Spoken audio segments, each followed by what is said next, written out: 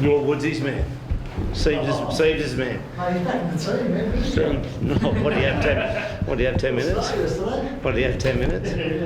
Good team, mate. Let's bag him. Have a press conference about bagging him. Triple M press conference. Shane, they were in the season where you've been up and down, they were back up tonight. For patches again, I don't think it's hard to put, dominate for 80 minutes, but we're getting better, that's for sure, in those areas. I thought today was a lot more controlled, and probably bar the last 10 minutes, I thought we were in control of the game and started well. And they're a fair footy team if you let Appy and them have space. So we're better, still not there. I know there's been more talk about all season, but Zac Lomax again, one of your best players out there in the wing tonight. Yeah, he was good, real good. I never doubted Zac's ability. That's for sure. It's his decision to want to leave the club, not ours. When you see a performance like that, though, like him leaving high to take those two, do you sort of just sit there and go, "Geez, I wish things were different," and you're hanging on to it? Oh, that's life. Players leave clubs, players come to clubs. We've got him this year, and we'll make the most of it. And he's doing an outstanding job on the wing, isn't he? Very pointed comment, Flanagan. Well, I just think he is. He's an athlete and a great player, and doing a good job for us. Should he? I know it's what are we in April?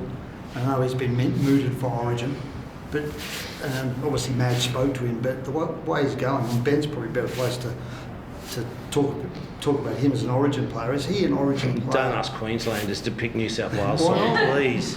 I've seen this before. they love it. Queensland love this type of stuff. Yeah. Asking a Queenslander to pick a New South Wales. Well, you tell us, Flatter. No, Ben can answer it.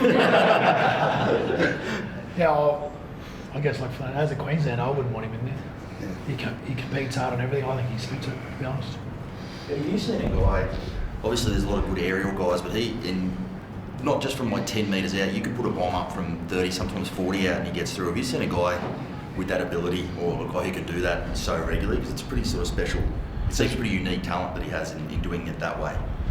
Yeah, it's pretty rare talent the way he can do it. A lot of the guys in the air are coming from cross kicks and little shots into the corner sort of thing, and he just has a real knack of getting it however it comes up. There's a bloke in Melbourne I think can do it. Yeah, you guys are right. Yeah. Jaden Sewell was really good again today as well. I think a couple of weeks ago you had a poor game and you apparently gave him a bit of a serve, but since then he's been unbelievable. I've got a reputation to give people serves. Yeah. Last couple of weeks. I don't know about that. Once again, he's probably very similar to the rest of the team. He has his moments and had some good ones today. But as I said, we just need to be more consistent, right across the team, and start putting some good 40 minutes together, and then then we've got a challenge of doing it in the second half. So I thought there were some good signs today, especially defensively. They scored what we call a soft try. Their first try just went straight through on the lead, and then we had Tom Eisen who's defending in the centres because Jack Bird's HIA. So we were playing a player out of position, and it was probably more of a player out of position than a defensive error. So we'll cop that and move on. What's the go with Jack? Because I was talking you guys were trying to get the decision to make it a Category 1 over term when he was on the field. Can you give us an update on Jack? Yeah, Jack's fine in the dressing room. Seriously, absolutely nothing wrong with him. Talking about where he's having for dinner, and I told him he's not having McDonald's. But he's fine in the dressing room. I didn't actually see the incident when it happened, and then obviously we got the HIA call and from the independent doctor, and our doctor challenged the Category 1, but he failed his HIA, so I believe, so was no argument. So that's 11-day stand now, right? So well, that I don't know. I think whether he's failed his HIA or it's a Category 1, I'm not quite sure. I think if you fail your HIA, it's 11 days. Yeah. When you say he's failed his HIA, you mean failed the tests? Yeah, failed the test. Yeah. What do you do next week as far as the centre goes? Jack can fail tests, but...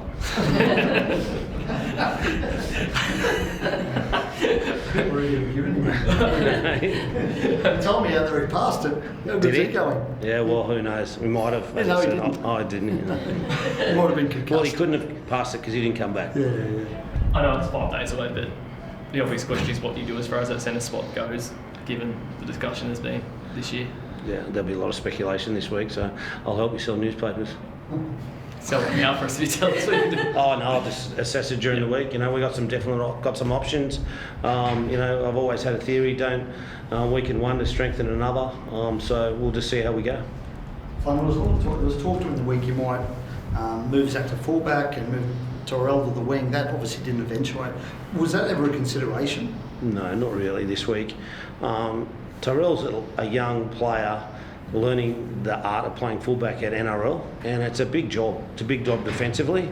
You know, you've got to be in position offensively. You've got to take high balls, and you know, as I said, it's a big job, and he's getting there. Definitely getting there. He's getting improvements there week to week. And last week was a tricky one because it was, you know, bucketing down in rain, and we had 3 tries scored against us as kicks. So you know, there's a decision as a coach I just made at the time, but it was never going to be long term.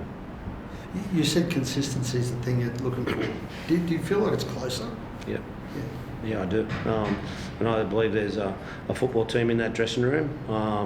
I believe it. I've got to convince them sometimes that there's a decent footy team, but that we're showing glimpses that we can match it with the better teams and, you know, play some good football. Do you find that too, Ben? Do you think that's getting closer? I definitely think so. You know, I think if we can match our energy and intent tonight with, you know, probably better attack and obviously a better kicking game, we would have been a pretty good side tonight. So we're heading in the right direction. This year, NRL on 9 is your one-stop shop for all footy. That's right, Freddie. Not about the highlights, action, 7 days a week. Billy and Gus podcast, get that on your drive on the way home. Immortal Behaviour, grab a seat on the couch for that. And of course, my favourite, Freddie in the Own. The best footy brains, the biggest games. Don't trust the algorithm, subscribe to NRL on 9 and get all your entertainment there.